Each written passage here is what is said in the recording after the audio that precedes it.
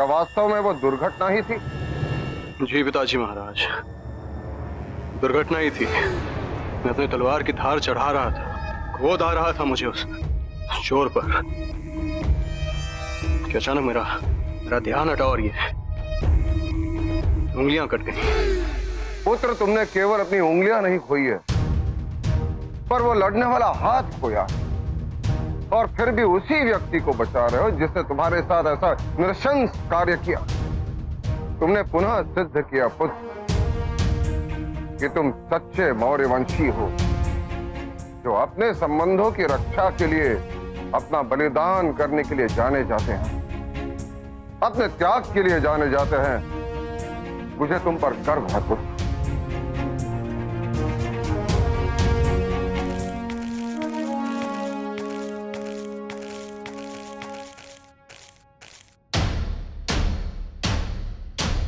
अब मुझे बुरा लग रहा है श्यामा कि जब मैं तुम्हें दंड दूंगा तो तुम अपना बचाव भी नहीं कर पाओगे।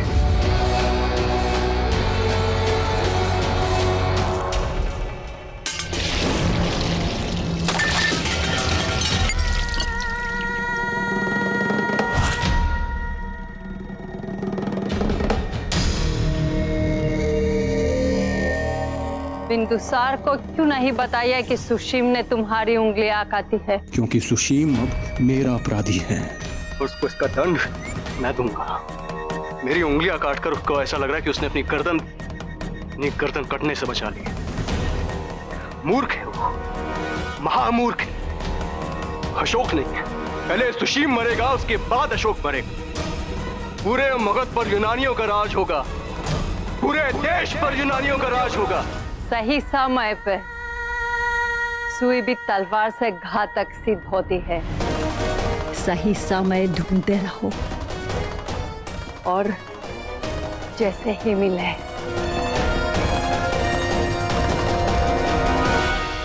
आचार्य, सुशीम और श्यामा के बीच हुई लड़ाई से यह सो सिद्ध हो चुका है। सुशीम को यह ज्ञात नहीं है कि राजकोष हैगा, और ऐसा प्रतीत हो रहा है कि श्यामा कभी तक सत्य छुपा रहा है। और मुझे यह संदेह है कि यह कार्य किसी और का है। आनंदिनी? राजकुमारी आनंदिनी? किंतु वो क्यों? क्योंकि वो बहुत व्यथित थी, प्रतिशोध से भरी हुई थी अशोक। आचार्य, आनंदिनी ने ये कार्य नहीं किया। उसे जो कार्य करना था वो कर चुकी है। मुझे नहीं लगता ये कार्य किसी स्त्री ने किया होगा। आचार्य, मैं कौरवकी की बात से सहमत हूं। ये कार्य किसी अनुभवी व्यक्ति ने किया है। उसने जिस शीघ्र और जिस कुशलता के साथ कार्य किया है, उसने कोई प्रमाण भी नहीं छोड़ा। कार्य चाहे कितनी भी कुशलता से क्यों ना किया गया, कोई ना कोई साक्ष्य अवश्य छूटा होगा। ये मुझे मंदिर के गर्भगृह से मिला था।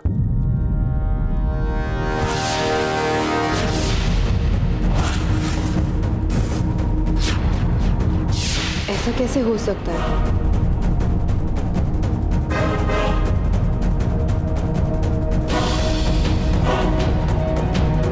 क्या हुआ कौरवकी?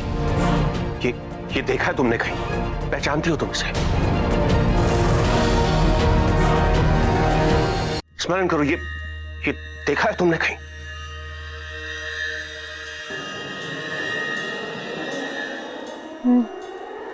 नहीं, मैं नहीं जानती।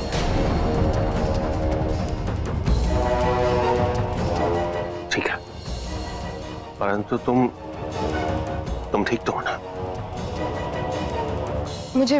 मुझे थकान हो गई है। मैं नहीं जानती थी कि मेरे साथ एक दिन में इतना कुछ हो जाएगा। मुझे विश्राम करना चाहिए। हाँ, तुम जाओ, विश्राम कर।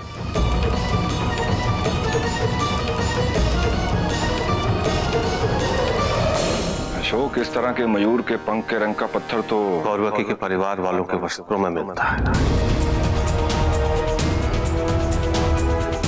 लेकिन कौरवकी तुम्हारे साथ विश्वासघात नहीं कर सकती।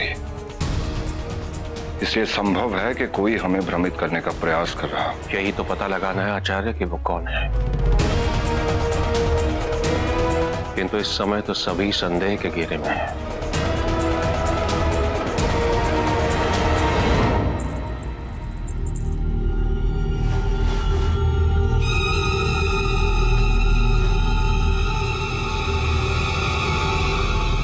अपराध चाहे कितनी भी चतुराई से क्यों ना किया गया, साक्ष्य छूट ही जाता है।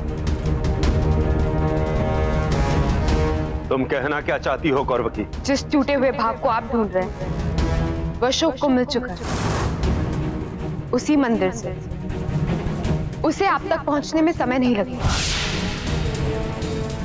आपने सबके सामने मेरा हाथ अशोक के हाथों में दिया था, फिर आपने ऐसा क्यों किया? क्योंकि जब मैं यहाँ आया था तो मुझे लगा कि तुम सुखी रहोगी यहाँ पर। भावुक हो गया था मैं, तुम्हें पुनः जीवित पाकर सारे तर्क वितर्क भूल गया था मैं। परंतु यहाँ आकर जब मैंने देखा कि सुशीम और श्यामक मगध के विरुद्ध षड्यंत्र रचते रहते हैं, यहाँ परिवार का हर सदस्य एक दूसरे का शत्रु है, तो मुझे समझने में देर नहीं लगी कि ना तो मेरी पुत्री सुरक्षित है और ना उसका भविष्य। मेरे हित की चिंता ने आपको सीधा राजकोष चुराने पर विवश कर दिया। आप मुझसे झूठ नहीं बोल सकते पिताजी। सत्य ये नहीं, सत्य ये है कि आप कभी चाहते ही नहीं थे कि मैं और अशोक एक हो। बोलिए, है ना यही सत्य? हाँ, यही सत्य है। नहीं चाहता था मैं कि मेरी पुत्री का विवाह एक दासी पुत्र के साथ हो। नहीं चाहता था मैं। आपने सबके साथ विश्वासघात किया है और मैं इसमें आपका साथ नहीं दूं।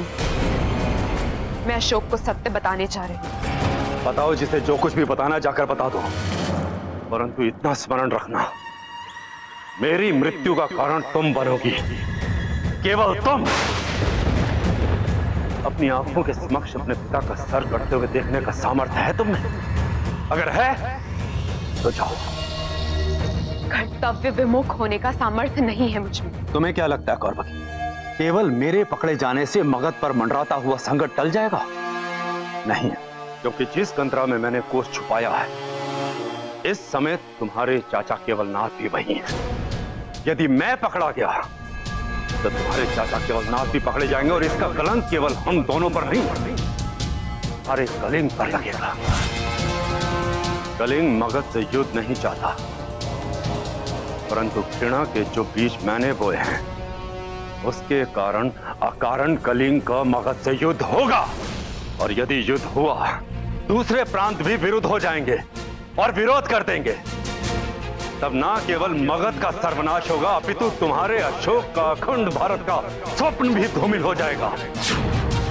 और इसकी उत्तरदायी केवल तुम होगी कौरवकी, केवल तुम। कितना कुछ सोच कर आए थे आप, कितनी योजनाएं बनाकर आए थे आप, और मैं सोच रही थी कि मेरे जीवित रहने का समाचार पाकर आप अतीत भूल चुके होंगे। कलिंग के राजा हैं आप। कलिंग की प्रतिष्ठा, उसकी रक्षा का उत्तरदायित्व आप पर है।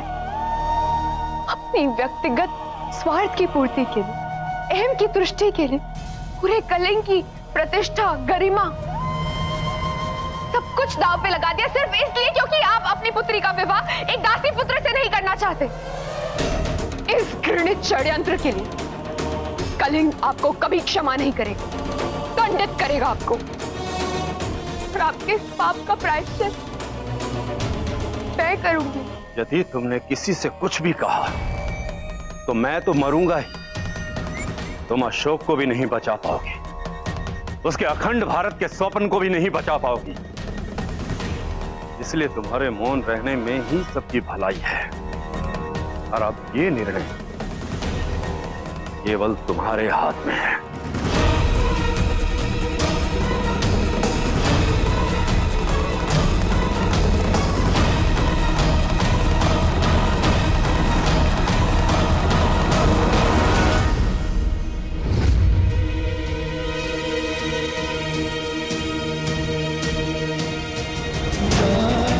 क्योंकि इनकी नियति में मिलन नहीं, विरह योग, और कोई उनका अपना ही उन दो प्रेम करने वालों को विलग करने की भूमिका निभाएगा।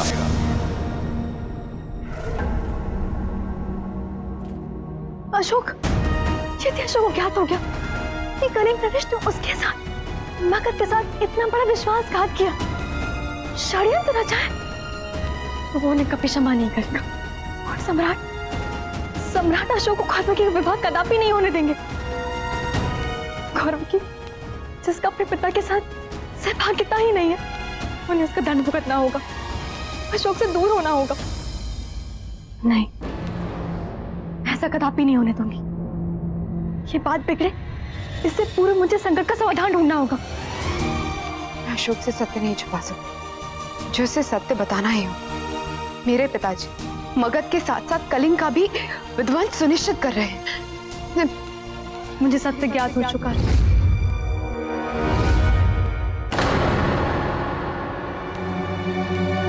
मैं आपके मन की व्यथा को समझ सकती हूँ, किंतु आपको अपनी भावनाओं को छुपाना होगा, अन्यथा अशोक आपका मुख देखते ही भाप लेगा कुछ ना कुछ गड़बड़ अवश्य है। और अपने पिता के विश्वासघात, उनके अपराध में सहभागी बन जाऊं? नहीं, मैं केवल इतना कह रही हूँ कि एक बार, केवल एक बार अपने प्रेम के भविष्य के संदर्भ में विचार कीजिए। यदि सत्य प्रत्यक्ष हो गया तो क्या आपका और अशोक का विवाह हो पाएगा? यदि इस भय से मैं अपने होने वाले पति से असत्य कहूँ, सत्य छुपाऊंगी, तो मेरे होने वाले विवाह, होने वाले संबंध का क्या महत्व रह जाएगा? अपना दाम्पत्य जीवन ही मैं असत्य से आरंभ करूंगी, मैं कभी खुश नहीं रह पाऊंगी। मुझे अशोक को सत्य बताना ही होगा। यदि आप अशोक को सत्य बताएंगे तो क्या ये सिर्फ उस तक सीमित रहेगा? नहीं, सम्राट को पता चलेगा, मगध की प्रजा को पता चलेगा। फिर कोई नहीं चाहेगा कि एक राजद्रोही की पुत्री अशोक की पत्नी बने। कोई नहीं चाहेगा कि मगध के शत्रु की पुत्री मगध की भावी सम्राज्ञी बने। अशोक आप पे विश्वास करते हैं, किंतु उनके लिए भी आपको इस सत्य के साथ स्वीकार कर पाना बहुत कठिन होगा। आप अपने सपने की पूर्ति के इतने समीप हैं। आप अपने पिता को पुनः ये अवसर नहीं दे सकती कि वो आपको और अशोक को विलग करते। यदि इस बार आप लोग विलग हो गए तो संसार की कोई भी शक्ति आपको एक नहीं कर पाएगी। क्या आप अशोक के बिना रह पाएंगी? क्या अशोक आपके बिना रह पाएगा? तो मैं क्या करूं? अपनी आंखों के समक्ष अन्याय होते हुए देखूं और कुछ ना करूं? ये कैसे संभव है देवी? मेरे और अशोक के विवाह के प्रति मेरे पिता की व्यक्तिगत अस्वीकृति, अनिच्छा के कारण मैं मगध और कलिंग में युद्ध कैसे होने दे सकती हूँ? मेरे पिता पूरे मगध के साथ भी छल कर रहे हैं और कलिंग के साथ। मैं पूरे मगध को अपने प्रेम के कारण दांव पे कैसे लगा सकती हूँ? मगध के लोगों की धारणा और भी प्रबल हो जाएगी कि कलिंग के लोग बुरे होते हैं। ये मैं नहीं होने दे सकती। अशोक के लिए सबसे महत्वपूर्ण उसकी मातृभूमि। उसकी मातृभूमि पे संकट आते हुए देखकर मैं मौन रह जाऊं, केवल इसलिए क्योंकि मैं उससे विवाह करने का स्वार्थ रखती हूँ।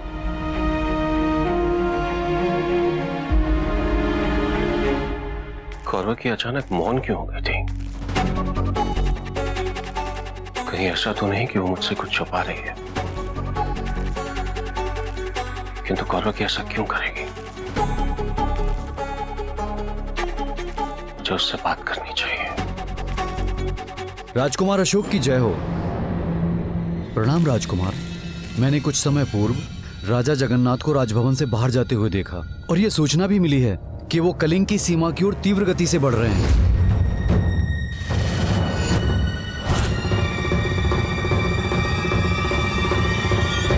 अशोक अब पिताजी के बारे में और उनकी मंशा के बारे में सब कुछ ज्ञात कर लेगा। आपको अशोक को रोकना होगा। आपको सुनिश्चित करना होगा कि अशोक आपके पिताजी तक ना पहुंचे। मैं? हाँ, क्योंकि यदि अशोक उन तक पहुंच गया तो सब समाप्त हो जाएगा। ना आपका और अशोक का विवाह होगा, ना आप कलिंग को बचा पाएंगे, ना मगध बचेगा और ना अशोक के अखंड भारत को सौंपना। यदि आप सब कुछ बचाना चाहते हैं तो पहले अपने पिता को बचाइए अशोक से। उसके पश्चात हम कैसे भी करके राजकोष पाटलिपुत्र ले आएंगे, पर तब तक आपको अशोक को रोकना होगा। समय व्यर्थ मत कीजिए।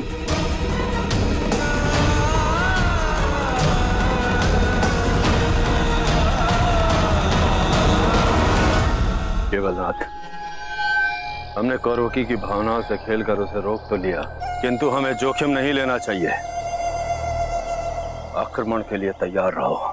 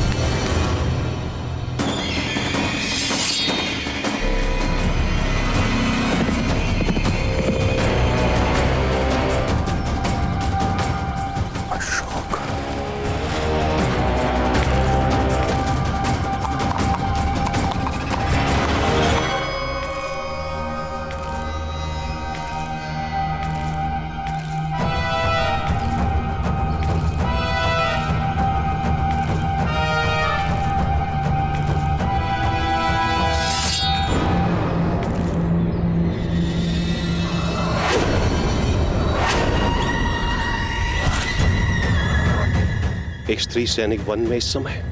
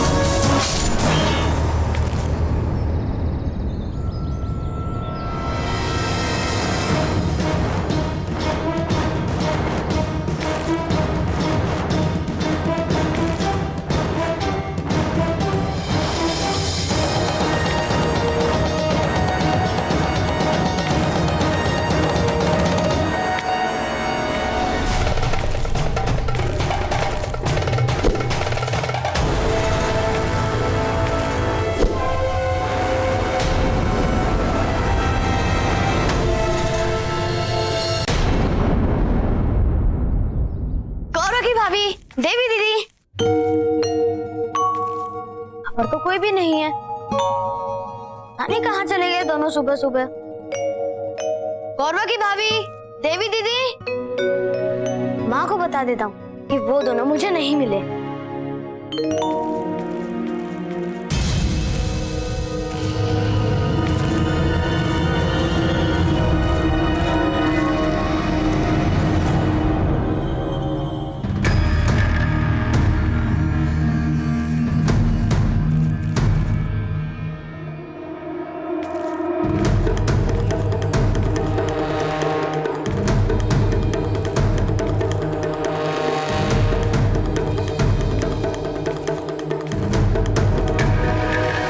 सुरक्षा प्रभारी,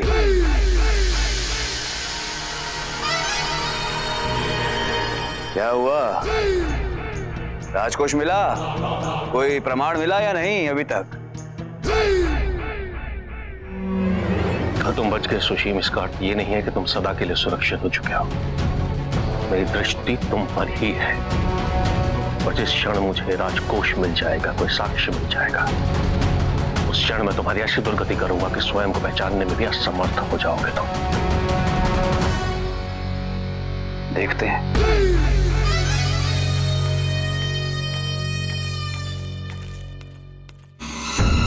तो समय क्यों ना क्या? मैं कब से तो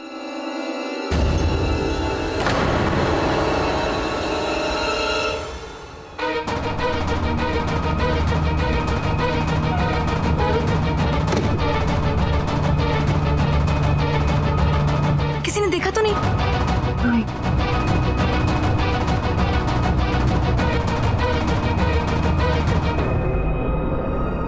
क्या आप अशोक को रोक पाए?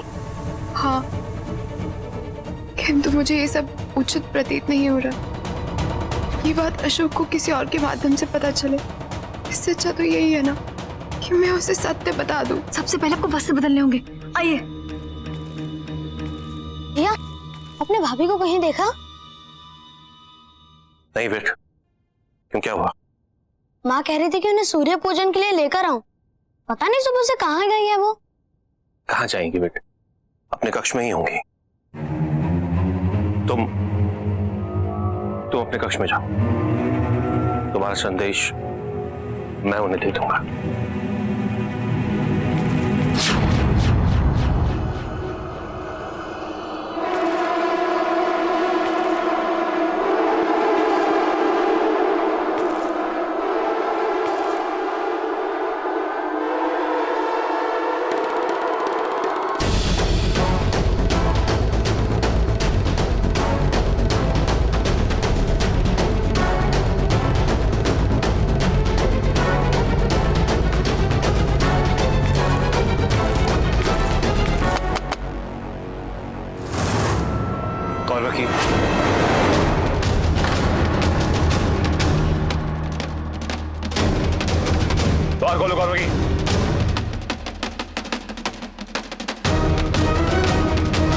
कौलकी,